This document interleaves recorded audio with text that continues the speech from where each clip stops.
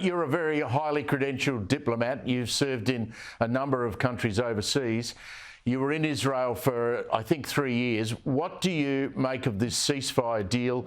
Do you have any confidence that it will hold?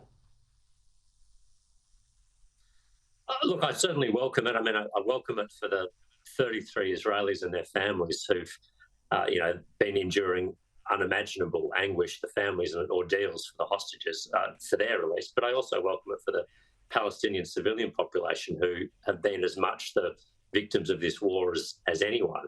But I'm also cautious. I mean, this is an interim ceasefire agreement. It lasts for 6 weeks. It involves the release of 33 Israeli hostages, the release of Palestinian prisoners in exchange at quite a favourable rate, if you like. But it is not a permanent ceasefire agreement. That still needs to be negotiated. And I think there are going to be some very difficult hurdles to cross there, because if we accept, and I certainly do, that Hamas can play no future role in the governance of Gaza, well, then, Hamas needs to be able to sign up to that. That's going to be a difficult negotiation.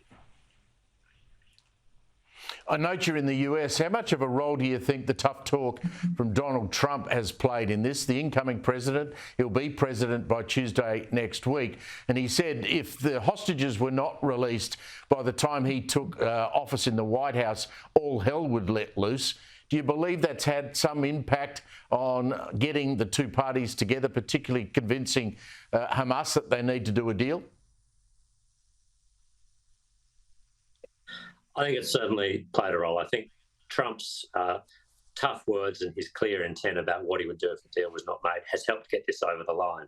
But I would also say that, we've seen Hamas's strategic position dramatically deteriorate in the past 6 months. I mean, the deal that has been agreed was on the table as far back as May, and Hamas steadfastly refused to agree to its terms. Israel was willing, Hamas was not. What has changed since then? Well, Hamas's senior leadership has been killed. People like Yahya Sinwar. Hezbollah's senior leadership has been killed. Hassan Nasrallah. Hezbollah's command structure has been decapitated. The Assad regime has been toppled in Syria, and Iran has been humbled. All of that has made Hamas isolated and under siege. And I think that, combined with the diplomatic pressure that a new Trump administration would bring to bear, and to give them credit, the continuous efforts of the Biden administration, I think all those ingredients together have allowed us to reach this point. Dave Sharma, thanks for joining us from Seattle in the United States. Appreciate it very much. Thanks so much, Steve.